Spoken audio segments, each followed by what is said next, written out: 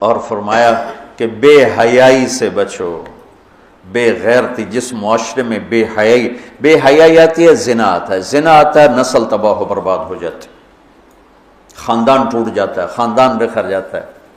ہمارے مسائل اور ہیں. ہماری پریشانی ہماری بددیانتی، کھوٹ، جھوٹ کی وجہ سے کچھ نہ کچھ ہمارا فیملی سسٹم پھر بھی موجود ہے. لیکن یورپ تباہ ہو چکا ہے، مغربی ملک تباہ ہو چکے ہیں کہ ان کا فیملی سسٹم ٹوٹ چکا ہے. وہاں نہ کوئی ماں ہے، نہ کوئی باپ ہے، نہ کوئی بھائی ہے، نہ کوئی بہن ہے، نہ کوئی بیٹی ہے، نہ کوئی بیوی ہے. وہ انتہائی کرب کا شکار ہے. مجھے ڈاکٹر ملا، میں امریکہ سے آیا ہوا تھا، رائمنڈ ملا. میں نے کہا تم کس چیز کے ڈاکٹر؟ میں بچوں کا ڈاکٹر ہوں، نفسیاتی مریض. میں نے کہا ہے بچے بھی نفسیاتی مریض ہوتے ہیں؟ کہ اتنے مریض ہیں کہ میری لسٹ 6 مہینے بعد ڈیٹ ملتی ہے. میری لسٹ میں 6 ماہ بعد اس کا نمبر آتا ہے، اتنے مریض ہیں لائن. میں نے کہا اس کی کیا وجہ ہے؟ کہا ماں باپ نہیں ہیں. باپ تو ہوتا ہی نہیں ہے، بوائے فرینڈ ہے، جب وہ حمل ہوتا ہے وہ چھوڑ کے بھاگ جاتا، وہ کسی اور لڑکی کو لے لیتا. اکیلی لڑکی بچہ جانتی ہے، پھر اس نے جاب کرنی ہے، اپنا گھر چلانا ہے، تو بچوں کو چھوڑتی ہے. وہاں وہ کیئرنگ بنے ہوئے ہیں ہاؤس، جہاں یہ پورا کاروبار ہے کہ بچوں کو وہاں چھوڑ کے چلے جاؤ. وہاں بچے کے پاس ماں نہیں ہے، باپ نہیں ہے، بہن نہیں ہے، بھائی نہیں ہے. وہ آنکھ کھولتا ہے تو ایک غیر مانوس ماحول میں ہوتا ہے. کہ ہم وہاں جہاں یہ بیبی کیئرنگ بنے ہوئے ہیں سینٹر، وہاں دیواروں کے اوپر فوم لگا ہوا ہے، چونکہ بچے ٹکرے مارتے ہیں دیواروں میں، اپنا سر پھاڑ لیتے. تو وہ ہم سے زیادہ تباہ معاشرہ ہے کہ وہاں بوڑھے کی زندگی نہیں ہے، جوان کی زندگی نہیں ہے، عورت کی زندگی نہیں ہے، مرد کی زندگی نہیں ہے. اور یہ وہ یہاں تک پہنچے بے حیائی. عورت کو ننگا کیا، تباہ ہو کے. عورت کو مرد کے ساتھ بٹھایا، تباہ ہو کے. میرے رب نے حد فاصل قرار دیا. عورت الگ جنس ہے، مرد الگ جنس ہے. عورت کے لیے گھر کی زندگی ہے، مرد کے لیے بازار کی زندگی ہے. جب تم بڑے دانشور بنو گے اور ایک ڈیسک پہ ان کو بٹھاؤ گے تو بے حیائی.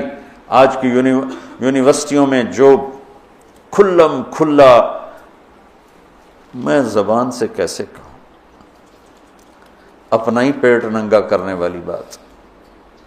اور میرا رب کہہ رہا لا تقربوا الفواحش ما ظہر منها وما بطن، کہ بے حیائی کے قریب نہ جاؤ، بے حیائی کے قریب نہ جاؤ. کہ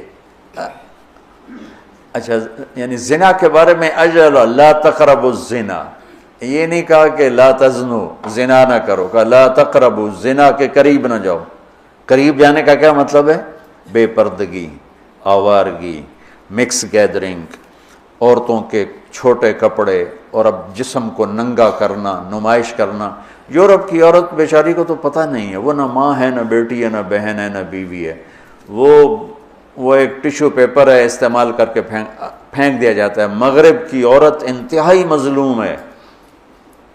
دیکھنے میں وہ نظر آ رہا ہے آزادی نہیں ہے، اللہ کی قسم کربناک زندگی ہے، کربناک زندگی. اس لڑکی کا کیا حل ہوگا جو 11 سال کی عمر میں اپنا خاوند ڈھونڈنا شروع کرے اور 20 نوجوان اسے استعمال کر کے پھینکتے چلے جائیں. اس کی کیا زندگی ہوگی؟ اور اس نوجوان کی کیا زندگی ہو جو بیوی کی تلاش میں دھکے کھا مر جائے اور اسے کوئی وفادار لڑکی نہ ملے. عورت کو شوہر نہیں ملتا، مرد کو بیوی نہیں ملتی، تو اس لیے وہاں کی نسل گھٹ گئی ہے.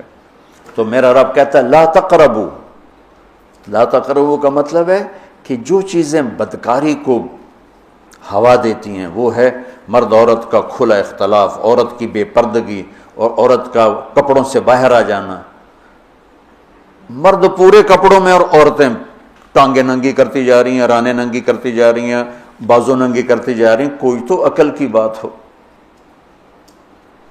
یہ شیطان نے عورت کو الٹے راستے پہ چلایا اور اس نے اپنی عزت بھی گنوا دی، عصمت بھی گنوا دی، اور اپنا مقام اور مرتبہ بھی گنوا دی.